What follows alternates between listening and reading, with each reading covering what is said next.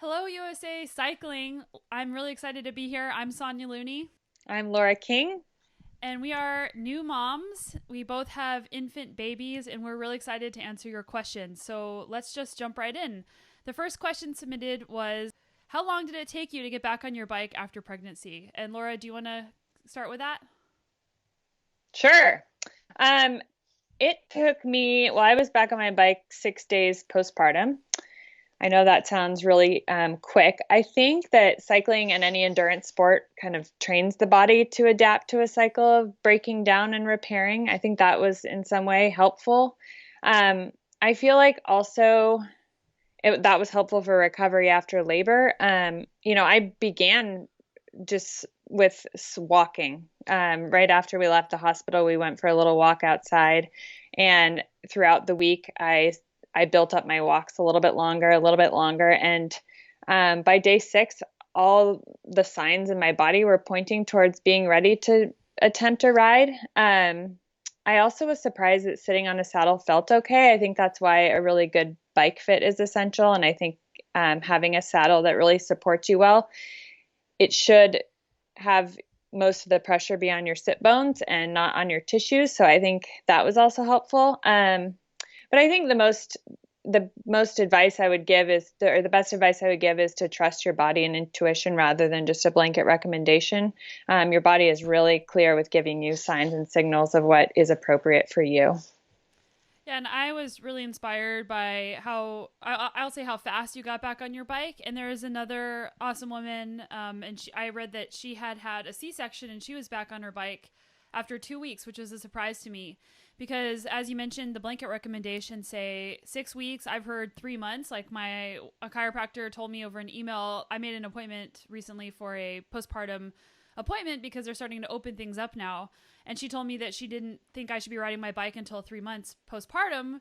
Well, I'm 2 months postpartum and I've been riding my bike 10 to 15 hours a week. So, yeah, so I was back on my bike 10 days after birth, which was a surprise. And like you, I started with walking and just mostly just walking my dog. Nothing crazy. And just trying to say, how do I feel energy wise? And the energy thing was a big thing because we have a bunch of beaches by our house, and walking on the sand some days would tucker me out. So that to me told me I'm still really tired. My body is still healing.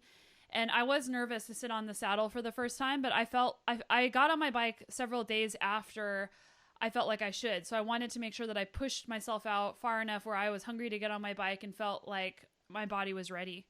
And my commitment to riding was just ride down the street and see how it feels. And if it doesn't feel good, then I'll turn around and go home. And I think that was a really great point that you made, Laura, about a good bike fit and how on a saddle you're supposed to be sitting on your sit bones, not on your perineum. And I didn't notice any pain myself either, and I did have some tearing in my birth. So I went out for like a 30-minute ride, and then I slowly added on time as days progressed, and just listened to my body. And if I felt like I was going backwards, which I actually didn't feel that way, but if I would feel that way, I would just take more time off. And respecting the body's healing time is important. And as cyclists, we're used to having hopefully not too many injuries, but some injuries where we're used to trying to assess how our body feels. And I think that athletes in general have a better body sense than people that don't exercise a lot, because you're always thinking, am I recovered? How do I feel? Or after an injury. So yeah. Totally agree. All right. The next question. I, Oh, I, sorry. I, I was going to say, my first ride was on the trainer, same as you, because I knew that, at any moment I could just go 5 minutes and hop off if something was hurting or wasn't feeling right. So it's Awesome. good to just ease your way into it. How do you think riding helped you during your pregnancy?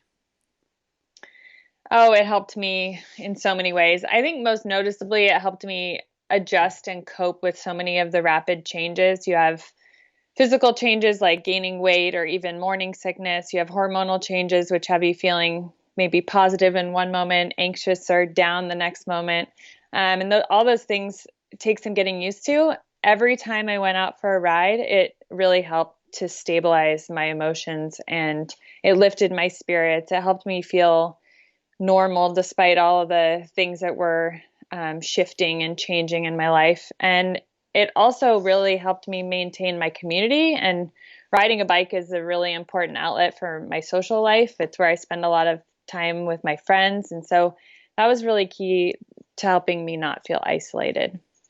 Yeah, I think for me as well, riding my bike just was the roots that kept me grounded. It just kept reminding me that I'm still me. I might be changing. There might be a little baby growing inside of me, but I'm still me. And also connecting with nature. The majority of my rides were mountain bike rides because I really like mountain biking. And it just helped me be connected with nature and still feel really good about myself on a daily basis. I think that in terms of riding, there's a lot of questions as to how much you should do, or like what's safe, or as a mountain biker, what's safe. And for that, because we have a limited amount of time here, I'll point everybody to my podcast, which actually just came out this week. Myself and Laura did more of a deep dive into our pregnancies and postpartum. And that's the Sonya Looney Show, which can be found on Apple Podcasts and Spotify and my website. But yeah, riding is something that I think is individual. Like, some people don't feel comfortable riding and they don't want to ride, but I think just finding something that makes you feel good and feel like yourself, whether it be riding or whether it be walking, whether it be prenatal yoga, just doing those things is important. Yeah, I'm a big believer that movement is therapy. So whatever way you can find to move Awesome. can be really helpful. The next question is, are you going to get your kids involved with cycling? I don't have a strong ambition to push my child towards a sport or anything. I hope that the main takeaway from my daughter is that she realizes how important it is to set goals, to work hard, to find a passion, and hopefully she sees that emulated in what I choose to do. In some ways, cycling is one of the most dangerous sports. I mean, my husband has been helicoptered out of races. He's scars all over his body. And now with being on the road these days with the distracted drivers, it's really scary. So I'm happy that the sport seems to be trending more towards the dirt, as I'd feel better if she did choose cycling, about choosing a sport where the danger comes from how hard you push yourself rather than, the danger that exists on the road these days. But yeah, whatever she finds to be passionate about, I will support her in. Yeah, I think that for our kids, they're going to see their mom and dad riding bikes, so they'll probably naturally have an interest in it to start with. But as they get older, they might veer away and want to do a different sport. And for us, I mean, certainly cycling is already a part of our kids' lives. Like, Laura did a 140-mile gravel ride yesterday with Ted following in tow and feeding her baby. So her baby at whatever 8 or 9 weeks old already saw mom kicking butt on the bike. And that's going to be available, that video, on King of the Ride, right, Laura? Yep, in the next couple of weeks. Okay, great. But yeah, I think that like our kids are going to grow up seeing that, going for a ride with mom or dad on the back of a bike in the trailer. Of course, I'm excited to get my kid one of the little run bikes whenever he's able to and ready. But I'm not going to force him into riding a bike and make him train and do those things. And I think it's actually really important to have diversity as a kid in sport, to get to try lots of different things, to see what you like, and to have an experience. Because cycling, while there are cycling teams, cycling isn't necessarily what I would consider a team sport. Road cycling certainly a lot more, but it's not the same as like a soccer team or, a team sport, a basketball team. So I think it'll be fun to see what they gravitate towards. For sure. I think just diversity is so important too, for your body as it's developing throughout your young youth and teen years. You don't want to you want to be able to utilize all different parts of your body in different ways and planes of motion, so that you're not getting injured as a young person. All right, the next question is, what was it like going through... Oh, I already did that one. It is... What was it like going through your pregnancies together? It was so fun. I mean, it's the way we kind of reconnected. I mean, we've been acquainted, but it was fun to really get to know you more. And it's really helpful to find someone that's like-minded, to be able to talk with, bounce ideas off of. We've shared a lot of information that we've learned or read, or told the other person what has worked for us in certain situations. It's really helped me on the days of where my motivation was lacking. You were often sharing when you felt like you had days where you were tired or unmotivated, and you would still show up, and that would help motivate me on days where I was feeling like I wasn't amped to go ride the bike. But it also helped me to keep in mind that sometimes it was okay to show up and shut it down early if your body was telling you this, you need to take it easy. And I appreciated that you would put that out there and say, hey, I rode my bike for 30 minutes today, and that was all I had, and I turned around and went home. And I think that that's really important to listen to just as much as it is to show up. Yeah, there's lots of days where, especially when you're pregnant, you don't feel like getting on your bike. It would be easier, in the moment just to stay on the couch. But once you get going, and this is like, even if you're not pregnant, just getting out there and getting moving and overcoming that vortex of excuses and tiredness, getting out there most of the time makes you feel better after you've already gotten out. It's just getting out that's hard. So I like the show up mantra. Another thing that I ask myself is, what's my future self, and future self being in a few hours, how's that self going to feel if I knew that I didn't try? So that was always really helpful for me. Definitely seeing you ride, because you were actually, you're in a different time zone than I am. So you're 3 hours ahead. So you would actually most of the time ride before me. So seeing that you're out riding, that would help me as well. And even being able to talk about just things that happen during pregnancy or comments made by people that may have been frustrating or hard to hear, having that support is awesome. And that's something that I've noticed moving forward into motherhood. You and I and our community, there's an awesome and rad community of female cyclists who are moms. And it's a community that we're a part of the female community and the cycling community, but being able to relate with moms on a different level is something that I just wasn't a part of, and something I've been really enjoying. And it's just incredible the type of support that's out there. I agree. We're part of a new club, or a club we didn't know existed. Yeah, the secret club of awesome moms. Yep. How has your daily routines changed since having a child? I would say I've had to learn to be more fluid and flexible, but at the same time, being a person that likes to have a schedule, I feel like I've found a bit of a loose schedule while still remaining flexible. Obviously, have to learn to be really more efficient than I would consider myself an efficient person, but even more efficient. My phone comes in handy for multitasking a lot of the time. But I'd also say at the same time of being efficient and trying to multitask, I'm conscious to be really present when I'm with my daughter. Sometimes when she's alert during feeding time, I put my phone down and just really try and soak in that time with her. It's so special and it's so fleeting. I've noticed I'm more patient these days. I feel, and I try to be less distracted, as I want her to feel loved and know that she's the ultimate priority. So my riding time now, as much as it's always been my social outlet and I've loved riding with other people, it's actually, I've enjoyed more solo time on the bike because it's been my time to clear my head, brainstorm, plan, prioritize. And I come home and I'm like, okay, I've already thought about what my agenda is for the day and the things that I need to go, attack and mark off, check off my list. So yeah, for me, I feel like my routine was kind of loose before. I would have like a schedule for myself, but I'd end up working longer than I wanted to work, or no, I wanted to work that long. I just work longer than what I had on my calendar. And I'd say, okay, I'm going to ride at 12, but then I wouldn't get on my bike till like 3 because I would just extend working on a project until 3, and that wasn't a big deal. But now I can't do that because my husband and I are, like you guys are, managing our time so that we can both work and both enjoy time riding our bike. So if you have 2 hours from say 12 to 2 to ride your bike, you're not going to be waiting until 1 o'clock to get on your bike. You're getting on your bike right at 12 o'clock, hopefully.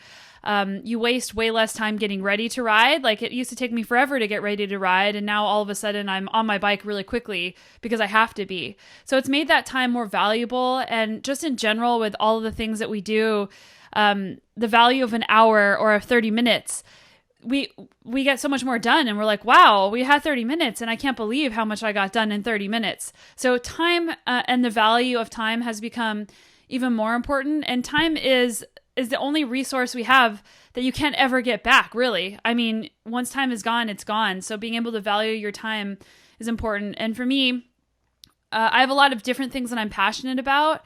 And it's been hard for me to narrow down like what it is that I really want to be working on. And I've tried to just sort of do everything, which is not sustainable. And I knew it would be that way once I had a baby. So it's helping me reprioritize the things that I am most passionate about. And if I only have a certain amount of time during the day, to really spend the time doing that. That's awesome. Yeah. A shared calendar too. My husband and I in the past would just kind of be on our own schedule, do our own thing. And now we're implementing our meetings and in the morning kind of going over the schedule for the day. Okay, who's taking what shift and when. So tag teaming for sure. Learning how to work as a team with your partner has been really fun. Yeah. All right. What are some tips you would give to busy moms trying to exercise? I would say skip the things that aren't essential. I find myself skipping a shower sometimes, putting on a hat instead of drying my hair, and practicing saying no to things that aren't as much of a priority and scheduling exercise as a priority. So, it's, you can only give and give and give to others. And if you've carved out time to give energy to yourself.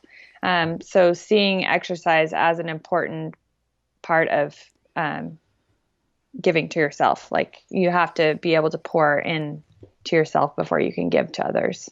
Yeah, I think that's awesome advice because there is, I don't think in our community necessarily, but in wider communities, some people consider a mom selfish if she goes out and exercises, or a mom is selfish if she wants to work.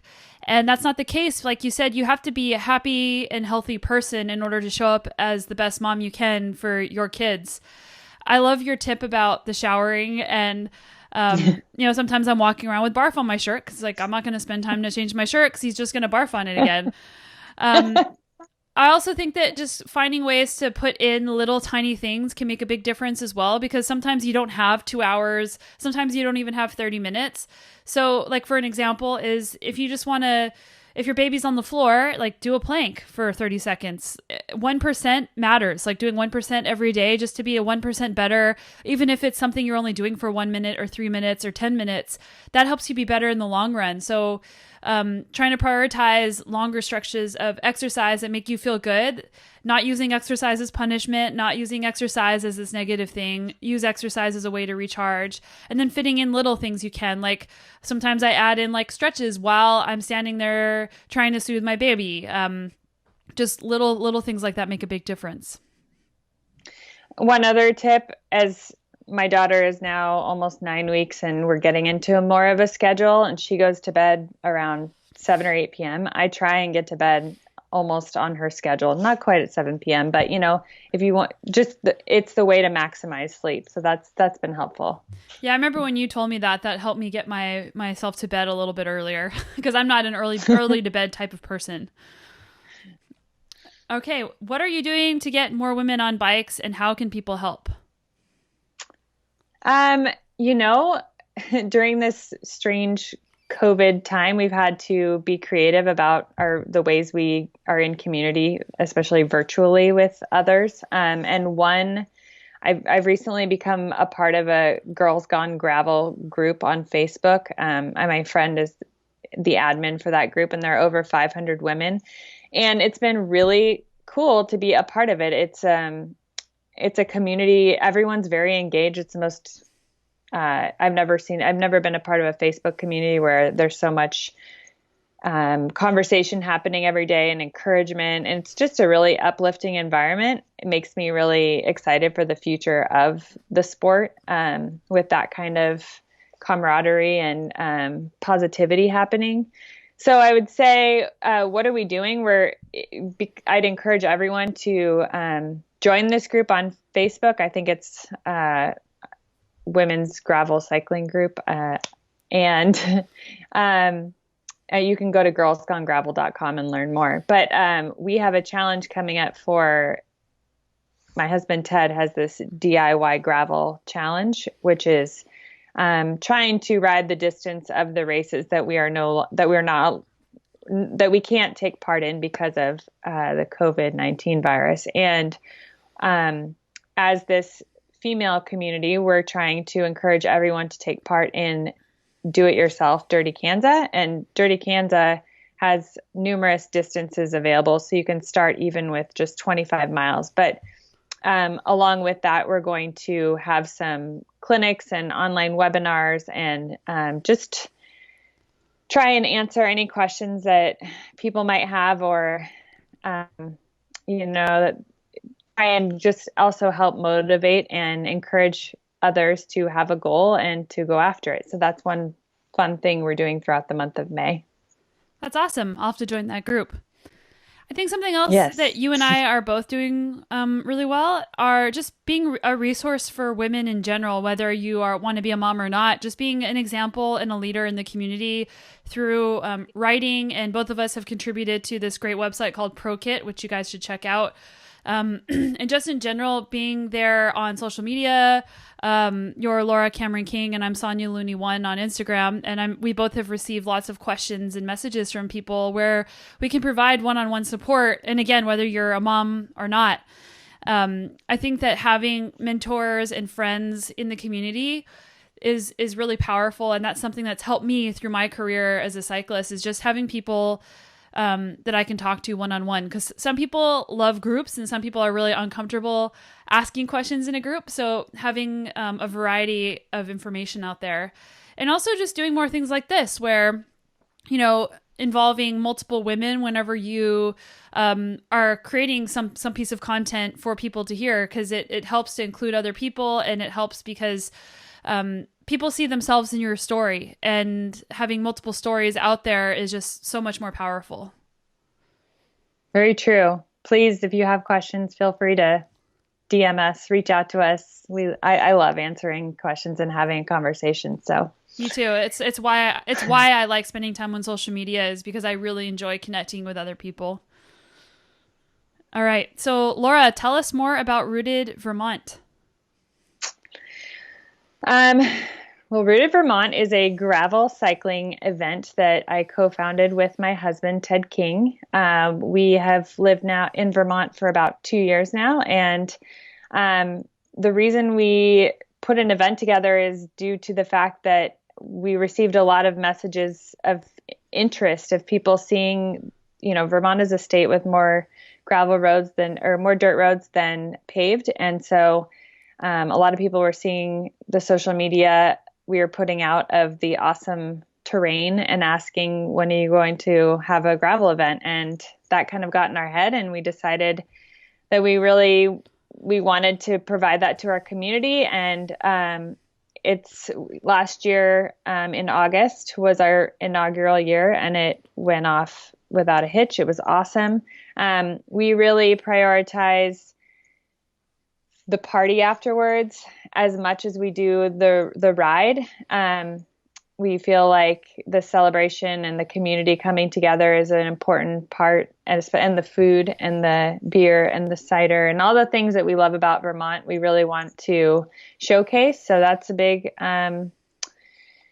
that's what makes our ride, I guess, authentic to us. And we also promote mullet protocol is what we call it. And that's just the ethos of the ride. It's the business in the front and the party in the back is of equal importance. So you can be there with the goal of racing for the podium, and you also can be there with the goal of just having a fun time and finishing the ride. And we celebrate both ends of the spectrum. So we invite you to look into our ride. Come visit Vermont. It's a very picturesque place. And you can learn more at rootedvermont.com. Yeah, following you more closely over the past year has certainly piqued my interest in Vermont. I've never been there before. I've heard of the mountain bike race, the Vermont 50, but after seeing a bunch of the different rides that you've done, I haven't really done much gravel riding, but I thought that would be really fun just to go and do that event. Not to mention the maple syrup. I was going to say, also, we have so much single track, you would die. You have to come visit. Maybe I should just come visit. Yeah, awesome. Yes. Okay, someone asked, what is worse to me, a 24-hour mountain bike race or giving birth? And I've done a fair bit of 24-hour racing, and in 2015, I was the world champion in 24-hour racing, which still doesn't sound like true whenever I say that. I haven't really been sure how to talk about birth publicly, to be completely honest. It's something that is a really different experience for everybody. And it's a topic where, like, you don't want to scare people, and you want people to have their best mindset going into birth as possible. So I guess I'll talk about it and say that I think a 24-hour solo mountain bike race is way easier than giving birth. Birth can be a long process for sure. Like, I've heard of 52-hour labors. Mine was between 7 and 8 hours, which sounds like, oh, great, it was short. But short isn't always great because it can be a lot more intense. I think the thing for me with birth, and Laura, you can speak to this as well, what you think, but number one, I was worried about not being in control of what my body was going to be doing. And for some people that might be comforting because your body knows what to do, but not being able to dial the level of pain or intensity made me nervous, because as an athlete, you can choose when to back off. And the type of pain, I feel bad using the word pain because some birth classes don't even want you to even say that word, but I'll just say that birth hurts. Like, there is pain, whatever you want to call it. It freaking hurts. And it's really a different type of pain than the pain of exercise. And that was something that I really was curious about before having a baby, was what is it going to feel like and how is it going to compare to sport? And I would say there are two completely different categories. Now, the mindset piece of sport, knowing that you're going to get through it, knowing it's not permanent, knowing how to put together a team to put around you, knowing how to prepare your mind beforehand, and knowing that there's things you can do afterwards for rehab, and how to structure your life and how to be tired. Like, those are all things athletes are really, well versed in. But the actual event of birth itself and the feeling of birth is just unlike anything you could experience in sport. I would 100% agree with all of that. The one thing, and everyone tells you, it's so worth it. I mean, the prize that you get at the end makes it so worth it. And now I really understand that.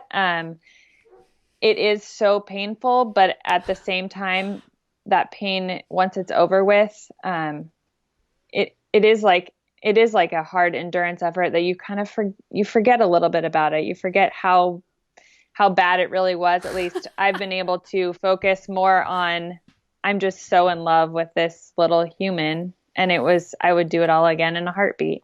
But I do feel like endurance sport did lend itself so much to the mental aspects of getting through, and compartmentalizing, just, okay, I need to get through the next 15 minutes, and setting small goals within a big goal. Yesterday when I did my 140-mile ride, I had to do the same thing. I couldn't think about, I still have 110 miles to go. I thought, no, what's my next goal? It's to get to the halfway point. Or what's the next goal? It's to get to my feed stop.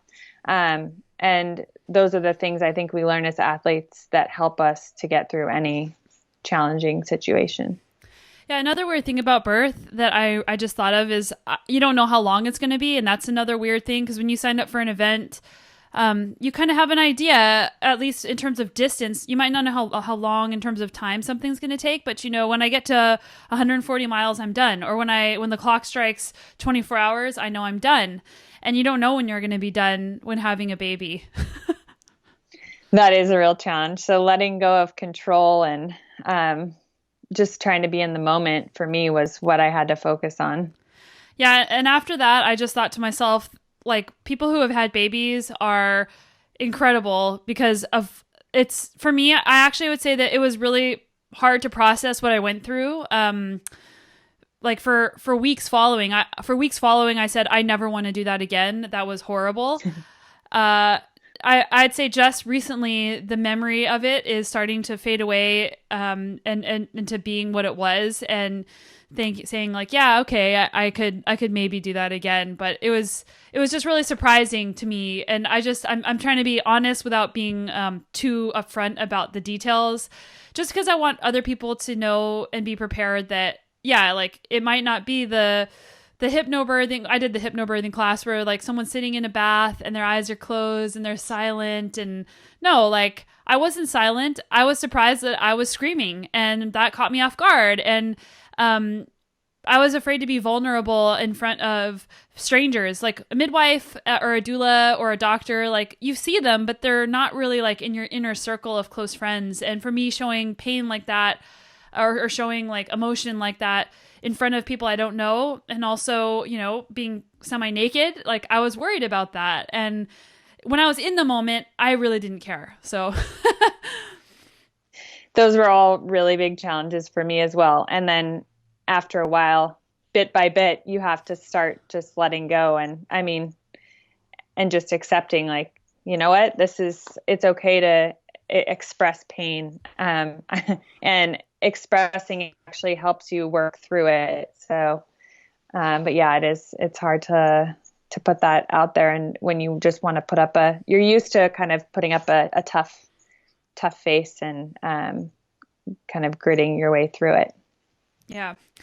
Well, that's the end of the questions that were submitted, and we are just about out of time. Thank you so much, Laura, for taking the time. Thank you so much to everybody who sent in your questions, who's watching this, who's a part of the USA cycling community. And Laura and I would love to hear from you guys. You can reach out to me through my website, sonyalooney.com, and through social media, and make sure to check out my podcast. And Laura, what's the best way for people to get in touch with you? Instagram, Laura Cameron King. And then also, as you mentioned, we have our profiles are set up on ProKit. Check out ProKit. It's an awesome resource of all things, athletic, nutrition, wellness, mindfulness. It's a really good, knowledge, a base of, it's a really good place to seek out knowledge from experts. So awesome. Cool. Thank you.